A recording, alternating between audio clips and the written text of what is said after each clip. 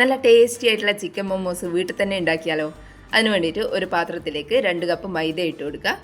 ഇനി അതിൻ്റെ അകത്തേക്ക് 1 ടീസ്പൂൺ ഉപ്പും 1 ടീസ്പൂൺ പഞ്ചസാരയും 1 ടേബിൾ സ്പൂൺ ഓയിലും കൂടി ഒഴിച്ചിട്ട് ഇതുപോലെ നന്നായിട്ടൊന്ന് മിക്സ് ചെയ്തെടുക്കുക. ഇനി അതിൻ്റെ അകത്തേക്ക് ഇളം ചൂടുള്ള വെള്ളം കുറച്ചായിട്ട് ഒഴിച്ചിട്ട് ഇത് നന്നായിട്ടൊന്ന് കുഴച്ചെടുക്കുക. ചപ്പാത്തീൻ്റെ മാവെല്ലാം കുഴച്ചെടുക്കുന്ന പോലെ കുറച്ച് ടൈറ്റായിട്ട് വേണം ഇതും കുഴച്ചെടുക്കാൻ വേണ്ടിയിട്ട്. ഇനി ഇതൊരു 10 മിനിറ്റ് നേരം റെസ്റ്റ് ചെയ്യാൻ വേണ്ടിയിട്ട് മാറ്റി വെക്കാം. ഇനി ഒരു പാത്രത്തിലേക്ക് പൊടിയായിട്ട് അരിഞ്ഞിട്ടുള്ള സവാള, കാബേജ്, ക്യാരറ്റ്, ക്യാപ്സിക്കം, ഇഞ്ചിയും വെളുത്തുള്ളിയും പച്ചമുളകും കൂടി ചതച്ചതും പിന്നെ കുറച്ച് ചിക്കൻ ഉപ്പും കുരുമുളകും ഇട്ടിട്ട് വേവിച്ചിട്ട് മിക്സിയിലൊന്ന് ക്രഷ് ചെയ്തെടുത്തതും ചേർത്ത് കൊടുക്കുക. കുറച്ച് മല്ലിയില ചേർത്ത് കൊടുക്കുക. 1/2 ടീസ്പൂൺ ഉപ്പും 2 ടേബിൾ സ്പൂൺ സോയ സോസും പിന്നെ 1 ടീസ്പൂൺ കുരുമുളക് പൊടിയും കൂടി ചേർത്തിട്ട് നന്നായിട്ട് ഇതിനെ ഒന്ന് മിക്സ് ചെയ്തെടുക്കാം. ഇനി ഇതൊന്ന് മാറ്റി വെച്ചതിന് ശേഷം നമ്മൾ കുഴച്ച് വെച്ചിട്ടുള്ള മൈദേൻ്റെ ഡോൻ്റെ അകത്തുനിന്ന് കുറച്ചെടുത്തതിന് ശേഷം ഒരു ഉരുളിയാക്കുക. എന്നിട്ട് ചപ്പാത്തി പലകേമിലെല്ലാം വെച്ചിട്ട് ചപ്പാത്തിയെല്ലാം പരത്തിയെടുക്കുന്ന പോലെ ഇതൊന്ന് പരത്തിയെടുക്കാം. ഇനി ഒരു പാത്രത്തിൻ്റെ അടുപ്പെന്തെങ്കിലും വെച്ചിട്ട് ഇതുപോലെ ഒരു റൗണ്ട് ഷേപ്പിലാക്കിയിട്ട് എടുക്കുക.